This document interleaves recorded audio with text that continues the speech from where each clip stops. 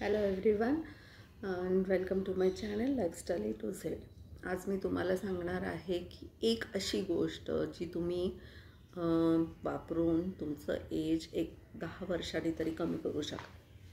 So ती कोणती गोष्ट आहे आणि ती कशी वापरायची ती ह्या व्हिडिओमध्ये आपण आज पाहणार आहोत.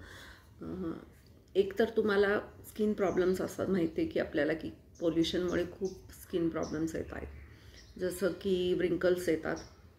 ड्राय स्किन असेल तर व्रिंकलचा प्रॉब्लेम, ऑइली स्किन असेल तर पोल्युटन्स ते आत जाऊन पिंपल्सचा प्रॉब्लेम, ॲक्नेचा प्रॉब्लेम, परत ड्राय स्किन असेल तर खूपच अधिक ड्राय होते. सो ह्या सगळ्या गोष्टीतून जर का तुम्हाला थोडंसं इझी लाईफ करायचं असेल आणि तुमची ब्युटी आहे तशी ठेवायची असेल तर तुम्हाला एक गोष्ट ही नेहमी वापरावी लागेल. आणि ती कशी वापरायची हे मी आज सांगणार आहे तुम्हाला. त्यासाठी पहिला आधी लाईक करा, सबस्क्राईब करा आणि शेअरसुद्धा करा, कारण तुमच्या मित्रमैत्रिणींनासुद्धा कळू दे ना की कसं व्यवस्थित आपण राहू शकतो ह्या एजमध्ये सुद्धा. सो ती गोष्ट म्हणजे आहे रेटिनॉल.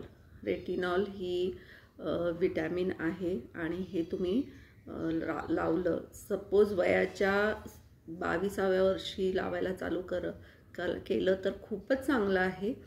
पण अजूनही वेळ गेलेली नाही आहे. हळूहळू तुमची स्किन इम्प्रूव्ह होईल तुम्ही दरवेळेस लावलं तर. सो रेटिनॉल कसं लावायचं तर आठवड्यातून साधारण एकदा चालू करा. जर का ड्राय स्किन असेल तर आठवड्यातून एकदा चालू करा. जर ऑइली स्किन असेल तर मग अल्टरनेट दिवस तुम्ही लावू शकता. ज्या वेळेस तुमच्या स्किनला त्याची सवय होईल त्यावेळेस मग तुम्ही जर का ऑइली स्किन असेल तर मग रोज लावलं तरी चालेल. ड्राय स्किनवाल्यांनी थोडी काळजी घ्यायची, कारण ते खूपच ड्राय करते स्किन आपल्याला. रेटिनॉलमुळे खूप ड्राय होते स्किन.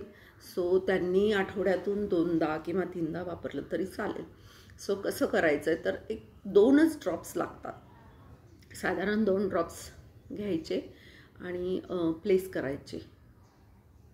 आणि आपण कसं साबण लावतो तसं घस घासायचं नाही आहे, तर हळूवार हाताने फक्त ते आतमध्ये पोर्समध्ये जातील असं बघायचं आहे. आणि सगळीकडे व्यवस्थित असं लावलं की थोडा वेळ थांबायचं, एक साधारण 2-3 मिनिट तरी त्याची ॲक्शन होऊ द्यायची. आणि एक चांगलं मॉइश्चरायझर ड्राय स्किनवाल्यांनी तर ऑइली मॉइश्चरायझर वापरलं तरी चालेल, कोल्ड क्रीम वापरलं तरी चालेल. पण ऑइली स्किनवाल्यांनी ऑइल फ्री मॉइश्चरायझर किंवा मग मसाज क्रीम असेल किंवा तुमच्या स्किनला जे काय तुम्ही वापरता, ज्यामुळे खूप ऑइली पण व्हायला नाही पाहिजे आणि मॉइश्चर मिळायला पाहिजे असं वापरायचं आहे. आणि हे कधी वापरायचं, कारण रेटिनॉलमुळे तर सनस्क्रीनमुळे अजून त्याला प्रॉब्लेम होऊ शकतात. सनस्क्रीन नाही लावलं तुम्ही तर. सो मग त्यापेक्षा ना उन्हात लावण्यापेक्षा, म्हणजे डे टाईमला लावण्यापेक्षा नाईट टाईम बेस्ट आहे. कारण जर का तुम्ही सनस्क्रीन चांगल्या पद्धतीचं वापरत नसता, चांगल्या क्वालिटीचं जर का नाही वापरलं तर मग तुम्हाला स्किनवरती थोडेसे रॅशेस दिसतील किंवा मग ब्लॅक स्पॉट्स दिसतील. आणि मग ह्या प्रॉब्लेमपासून कारण ना खूप अशी तुमची स्किन सेन्सिटिव्ह करते रेटिनॉल. सो बेस्ट वे मी जसं वापरते की तुम्ही दिवसभर सनस्क्रीन लावा आणि तुम्हाला जे पाहिजे ते आधी फाउंडेशन वगैरे तुम्ही यूज करा दिवसभरासाठी. मग संध्याकाळी आल्यानंतर जेव्हा आपण आता कुठे बाहेर जाणार नाही आहे असं ठरवलेलं आहे, तेव्हा तुम्ही प्रॉपर वॉश करा फेस आणि मग त्यावेळेस रेटिनॉल लावा. म्हणजे मग एक प्रोटेक्शन मिळतं आणि सननी डॅमेज होणार नाही. आणि सनस्क्रीन लावायची पण गरज नाही ना रात्री. सो फक्त रेटिनॉल आणि एक छान मॉइश्चरायझर. ओके. बट माझी अशी सवय आहे की मी कुठलीही गोष्ट वापरली तर मी टॅल्कम पावडरचा एक हात लावतेच, कारण मला एक असा बेस तयार होतो स्किनवर.